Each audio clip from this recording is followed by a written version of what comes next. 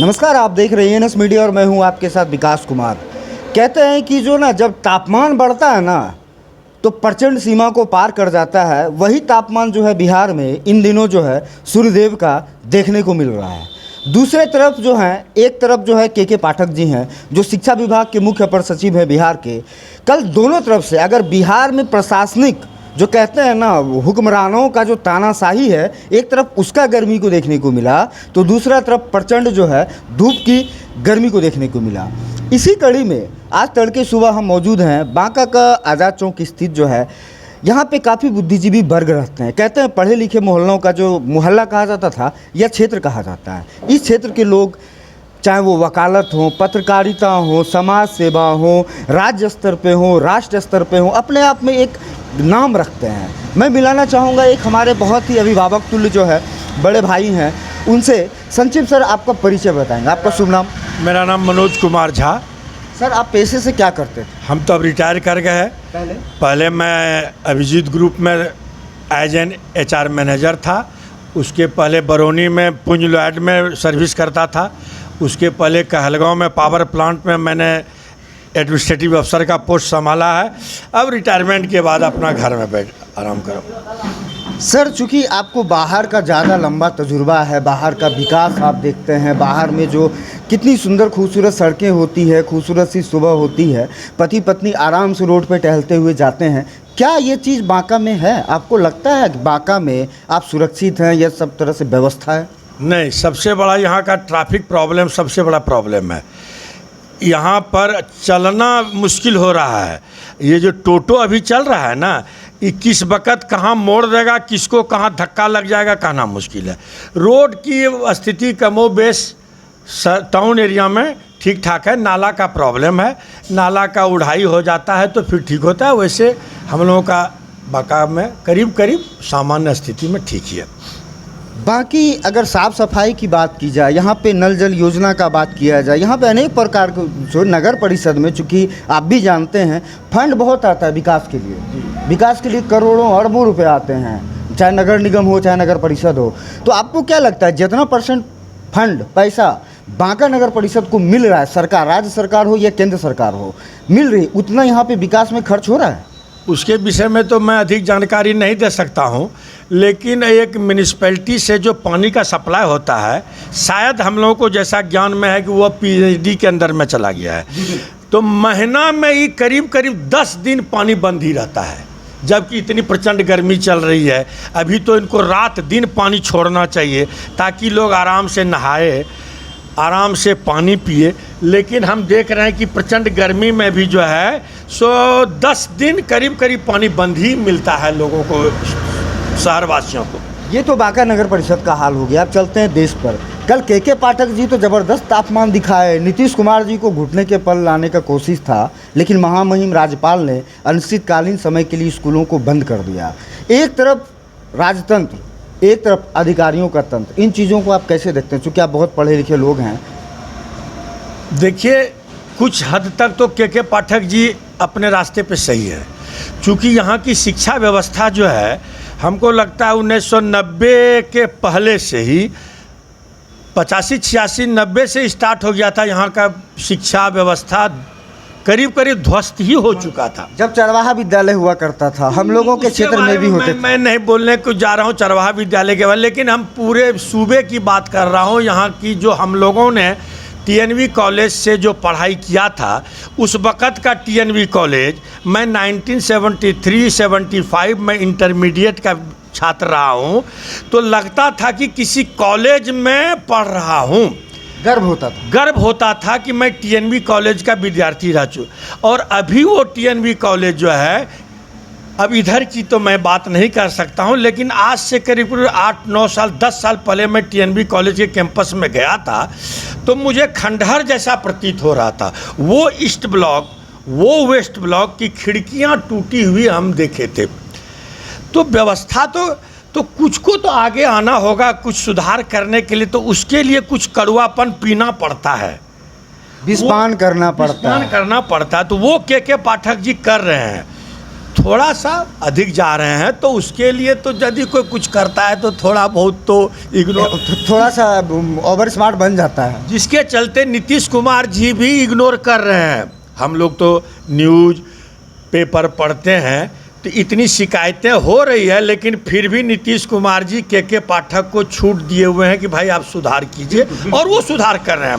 अभी जो बिहार भर की स्कूल की स्थिति है आप जा कर के देख सकते हैं, सब में रंग रोगन हो गया है, सब में डेस्क बेंच हो गया है, सारे की पानी की व्यवस्था हो गई है, शौचालय की व्यवस्था हो गई है, उपस्थिति बढ़ गई है। तो किसी चीज़ को कठोर बनने के लिए कुछ थोड़ा सा तो परेशानी उठाना पड़ता है। वैसे आज के पेपर में देखे कि मुख्यमंत्री का आदेश हुआ है कि 8 जून तक सभी विद्यालय प्राइवेट और सरकारी शिक्षक संस्थान बंद रहेंगे। एक हमारे साथ और बुद्धिजीवी वर्ग हैं, मैं इनका परिचय नहीं देना चाहूँगा खुद से, क्योंकि ये उगते सूरज को जो है ना मोमबत्ती दिखाने के काबिल है। मैं बता दूं कि बांका के बुद्धिजीवी वर्ग में पढ़े लिखे शिक्षित लोगों की अगर गिनती की जाए ना तो इक्के ही ऐसे लोग होते हैं। अब इनके लिए गिने सर आपका शुभ नाम क्या? मेरा नाम हुआ कमलाकांत झा। हम कांग्रेस पार्टी से जुड़े हुए हैं, उपाध्यक्ष रह चुके हैं। अभी तो मैं किसी पद पर नहीं हूँ, लेकिन शुरू से कांग्रेस पार्टी से 1967 ईस्वी से हम कांग्रेस से जुड़े हुए हैं, अभी तक हैं जुड़े हुए। बिजनेसमैन थे, अब रिटायर हो गए हैं, अब बैठ के आराम से अपना ज़िंदगी जीवन यापन कर रहे हैं, जीवन यापन कर रहे हैं। सर, चूँकि आप बहुत पुराने वकील, बहुत सीनियर लॉयर हैं, तब का क्राइम रेट बांका का और आज का क्राइम रेट में कितना ग्राफ बढ़ा है? अंतर है, क्राइम रेट में काफ़ी अंतर है। लॉ एंड ऑर्डर में सुधार हुआ है बनिस्पत पहले के, इसमें कोई शक नहीं है, लेकिन व्यवस्था में कोई सुधार नहीं हुआ है। व्यवस्था रोज़ दिन ब दिन चरमरा रहा है, अफसरशाही बढ़ रहा है, लोगों को कागजी कार्रवाई, ऑफिस का चक्कर, इस चलते काफ़ी परेशानी का सामना पड़ रहा है। इससे सरकार को कुछ इजी बनाना चाहिए, सुगम बनाना चाहिए। खास करके बांका का जहाँ तक सवाल है, जितना डेवलपमेंट यहाँ होना चाहिए सरकार के तरफ से, म्यूनिसिपैलिटी के तरफ से, प्रशासन के तरफ से, उसका मात्रा कम है और होना चाहिए। व्यवस्था में सुधार होना चाहिए। भ्रष्टाचार में कितना सुधार आया सर, आपको क्या लगता है? नहीं, भ्रष्टाचार में तो बढ़ोतरी हुई है इसमें। हाँ, बिल्कुल बिल्कुल भ्रष्टाचार चरम पर है। बिना कहीं भी दान दक्षिणा और पैसा खर्च किए बिना कोई काम आपका होने वाला नहीं है। ये दुखद है, इस पर कंट्रोल होना चाहिए, इस पर अंकुश लगना चाहिए। यह अपने आप में बहुत बड़ा जो है ना जवाब है जिला प्रशासन बांका का। और मैं बता दूं कि ईएनएस मीडिया और जिला प्रशासन बांका का हमेशा फेस टू फेस का मामला रहता है। जब भी मैं कुछ थोड़ा सा विस्पान करता हूं, अपने समाज के लिए आवाज़ उठाता हूं, मुझे जिला प्रशासन बांका का जो एडमिनिस्ट्रेशन ग्रुप है पूरा बांका के प्रशासन का, उससे निकाल दिया जाता है। सर, ईएनएस मीडिया की खबरों को आप कैसे देखते हैं, कैसा लगता है ईएनएस? बढ़िया, आप अच्छा कवरेज करते हैं। आपका न्यूज़ में बराबर देखते रहता हूँ। आपका ईएनएस मीडिया जो है वो समाज के प्रॉब्लम को, समस्या को, प्रशासन के समस्या को पब्लिक के सामने लाता है, अच्छा लगता है। क्या लगता है इस तरह में जिला प्रशासन बांका को हमें सहयोग करना चाहिए due to as a journalist, क्योंकि बांका में ढंग का मीडिया चैनल नहीं है। मीडिया जो है देश का चौथा स्तंभ है। बांका में पत्रकारिता पहले और आज के समय में कितना अंतर है? पहले तो नगण्य था, हम लोग तो जानते भी नहीं थे, लेकिन अब देख रहे हैं कि थोड़ा बहुत जो है सो कि पत्रकारिता में भी मीडिया वाले लोग भी एक्टिव हैं, जिससे बहुत कुछ परिवर्तन होता है। मीडिया के वजह से बहुत, जैसे रोड हुआ, कई एक बार देखते हैं कि पेपर में, प्रिंट मीडिया में छपता है तो उस रोड का सुधार होता है, उस पर लोग ध्यान देते हैं, तो ये अच्छा है। ये तो तीसरा स्तंभ है, ये देश का चौथा स्तंभ है। तो इसको जो है सो कि हम लोगों को इनकरेज करना चाहिए, मीडिया को हम लोग को इनकरेज करना चाहिए। अगर थोड़ा कड़क खबर दिखा दिए तो जो है डीएम साहब के यहाँ से आदेश हो जाता है कि ईएनएस मीडिया को ग्रुप से निकाल दो। अब इसमें मैं कुछ नहीं कर सकता हूँ। सर, बांका में अगर मैं सरकारी योजनाओं की बात करूं, चूँकि आप अधिवक्ता हैं, कितना % योजना सरकारी जो है बांका जिला में जो है ना सुदूर ग्रामीण क्षेत्रों में चलता है? देखिए, इसके बारे में तो मैं बहुत जानकारी नहीं है मेरे पास, और जानकारी है भी तो क्या बोलें। सबसे पहले तो जितना अभी सरकार का योजना है वो धरातल पर बहुत कम मात्रा में आ पाता है, जहाँ तक मेरा अपना अनुभव है और मैं जो देख रहा हूँ। और सबसे बड़ी समस्या जो बांका का है वो बालू का है। इस बालू उठाव के चलते आज ये जो वार्मिंग हो रहा है, ये जो जलवायु परिवर्तन हो रहा है, ये जो गर्मी बढ़ रहा है, सरकार को इस पर ध्यान देना चाहिए कि सारा नदियाँ सूख गई है, नदी का बेड लेवल नीचे चला गया है।